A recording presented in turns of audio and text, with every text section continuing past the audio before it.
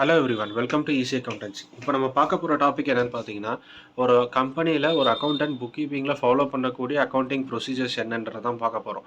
அது என்னென்னு பார்த்தீங்கன்னா 2 டைப்ஸ் இருக்குது.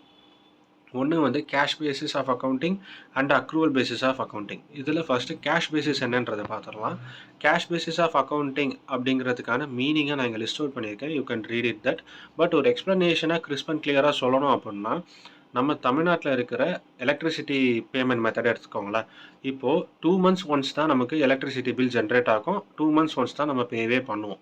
ஃபார் எக்ஸாம்பிள், இப்போ நான் நவம்பர் மந்த் ஃபுல்லாக நான் யூஸ் பண்ணக்கூடிய எலக்ட்ரிசிட்டிக்கு நான் நவம்பர் மந்த்தே பே பண்ண மாட்டேன். நெக்ஸ்ட் மந்த் தான் பில் ஜென்ரேட் ஆகும். அதாவது நவம்பர் டிசம்பர் ரெண்டுத்துக்கும் சேர்த்து நெக்ஸ்ட் மந்த் தான் நான் பே பண்ணுவேன். இப்போ இந்த கேஷ் பேசிஸ் ஆஃப் அக்கௌண்டிங்கில் என்ன அப்படின்னா, நவம்பர் மந்த் யூஸ் பண்ணதுக்கு தனியாக ஒரு என்ட்ரி, டிசம்பர் மந்த் நான் யூஸ் பண்ண எலக்ட்ரிசிட்டிக்கு தனியாக ஒரு என்ட்ரிலாம் இருக்காது. அதில் யூசேஜை பற்றி பிரச்சனையே இல்லை கேஷ் பேசிஸ் ஆஃப் அக்கௌண்டிங்கில்.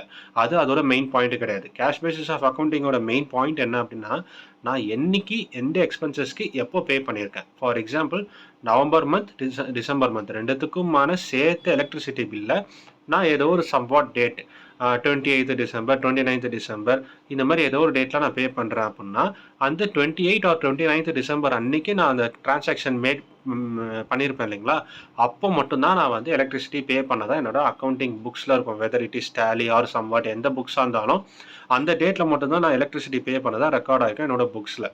இது எப்படி ரிஃப்ளெக்ட் ஆகும் அப்படின்னு பார்த்தீங்கன்னா, நவம்பரில் நான் எலக்ட்ரிசிட்டி பே பண்ணாத மாதிரி இருக்கும், டிசம்பரில் பே பண்ணியிருப்பேன், ஜனவரியில் பே பண்ணாத மாதிரி இருக்கும், ஃபெப்ரவரியில் பே பண்ணியிருப்பேன். அதேமாதிரி மார்ச்சில் there is no electricity bill, அதாவது பேமெண்ட் பண்ணாத மாதிரி இருக்கும். இது எப்படின்னா, ஒரு மாதம் விட்டு ஒரு மாதம் மட்டும்தான் நான் எலக்ட்ரிசிட்டி பே பண்ணுற மாதிரி என்னோட புக்ஸில் காட்டும். பட் அப்படின்னா கிடையாது. மாதம் we have using the electricity. ஓகேங்களா? ஸோ இதுதான் வந்து cash basis of accounting. Cash basis of accounting எப்படி ஃபங்க்ஷன் ஆகும் அப்படின்னா, not based upon the action, it's more or less based upon the when we made the payment, when we receive the money from the customers. ஓகேங்களா? இதுதான் இதோட point.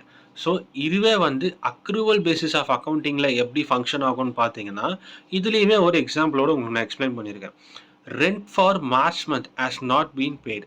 நல்லா பார்த்துக்கோங்க, has not been paid. நான் பேவே பண்ணல மார்ச் மாதத்துக்கான ரெண்ட்டை. But it will be recorded as an expense because it had become due. ஓகேவா?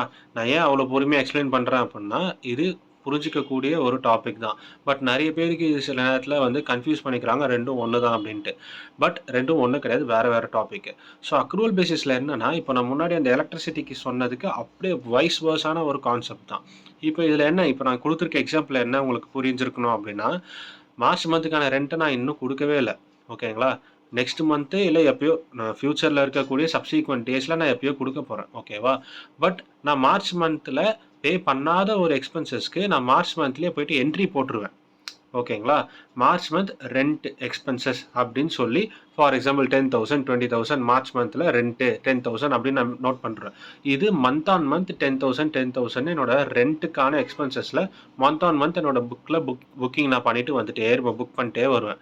பட் ஆனால் நான் பேமெண்ட் என்னைக்கு பண்ணுறேன், நெக்ஸ்ட் மந்த் பண்ணுவேன், ஏதோ ஒரு டேட்டில் சம்வாட் டேட்டில் பண்ணுவேன். இது இந்த அக்ரூவல் பேசிஸ் ஆஃப் அக்கௌண்டிங் வந்து not basis of the payment date and time. It's more or less based on the accrual.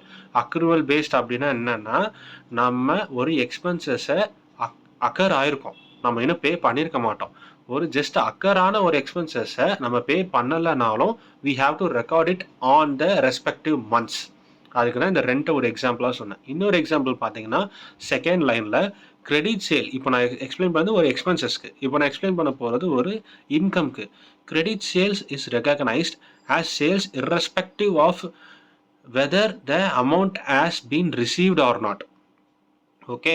So நான் ஒரு சேல் பண்ணிட்டேன், அது கிரெடிட் சேல். கிரெடிட் சேல்னா என்ன, நான் வந்து பொருளை கொடுத்துருவேன், எனக்கு மணி கொடுக்க மாட்டாங்க. இப்போது கேஷ் பேசிஸ் ஆஃப் அக்கௌண்டிங்கில் என்ன பார்ப்போம் அப்படின்னா, நம்ம சேல் பண்ணமோ பர்ச்சேஸ் பண்ணமோ, அது கிரெடிட்டோ கேஷோ எதுவாக இருந்தாலும், நமக்கு எப்போ கையில் கேஷ் வருதோ அப்போ மட்டும்தான் அது ஒரு சேல்ஸாக இன்கமாக நம்ம ரெக்கார்ட் பண்ணுவோம். ஆனால் அக்ரூவல் பேசிஸ் ஆஃப் அக்கௌண்டிங்கில் என்னன்னு பார்த்தீங்கன்னா, நம்ம மணியை ரிசீவ் ரிசீவ் பண்ணல, இன்றைக்கி நான் சேல் பண்ணதை அவன் ஒரு வருஷம் கழித்து கேஷ் கொடுத்தாலும், நான் இப்போ எந்த மந்தில் இருக்கேன், நவம்பர் மந்தில் நான் சேல் பண்ணிட்டேன். Whether I receive the money or not, I have to record it on the sales under November month. Okay? இதுதான் accrual basis of accounting and cash basis of accounting. In short சொல்லணும்னா cash basis of accounting வந்து எப்போ அந்த expenses வந்து பே பண்ணுறோம், அதே மாதிரி எப்போ அந்த இன்கம் ரிசீவ் பண்ணுறோம், அந்த பர்டிகுலர் டேட்டில் ரெக்கார்ட் பண்ணக்கூடியது தான் வந்து cash based accounting. Where is accrual basis of accounting வந்து நம்ம என்னைக்கு பே பண்ணுறோம், என்னைக்கு மணி ரிசீவ் பண்ணுறோன்றதெல்லாம் பிரச்சனை கிடையாது.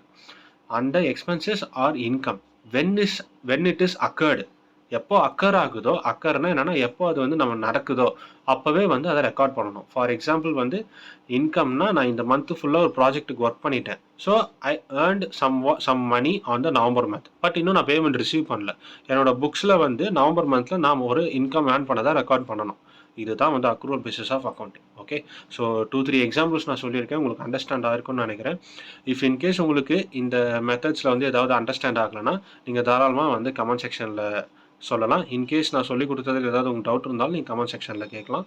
இன்னும் வேறு ஏதாவது வீடியோஸ் ஏதாவது போஸ்ட் பண்ணணும் நீங்கள் விருப்பப்பட்டீங்கன்னா you can also suggest me, I will post that. Okay, and then last ஒரு ஃபியூ டேஸ்ன்னு சொல்ல முடியாது, லாஸ்ட் ஒரு 1 or 2 years நியர்லி நான் வீடியோஸே போடலை. அதுக்கு நிறைய ரீசன்ஸ் இருக்குது, நான் அதை சொல்லி ஜஸ்டிஃபை பண்ண விரும்பல. பட் இனிமேல் என்னால் முடிஞ்ச அளவுக்கு ரெகுலராக நான் வீடியோஸ் போடுறேன். ஏன்னா நிறைய பேர் கேட்டுகிட்டே இருந்தீங்க, ஏன் வீடியோஸ் வரல, புது வீடியோஸ் வரல, பழசு தான் இருக்குது அப்படின்னு கேட்டீங்க. அந்த சப்போர்ட்டுக்கு ரொம்ப ரொம்ப தேங்க்ஸ். Thank you all. இதே மாதிரி சப்போர்ட் பண்ணுங்கள், சப்ஸ்கிரைப் பண்ணுங்கள், லைக் பண்ணுங்கள். தேங்க்யூ.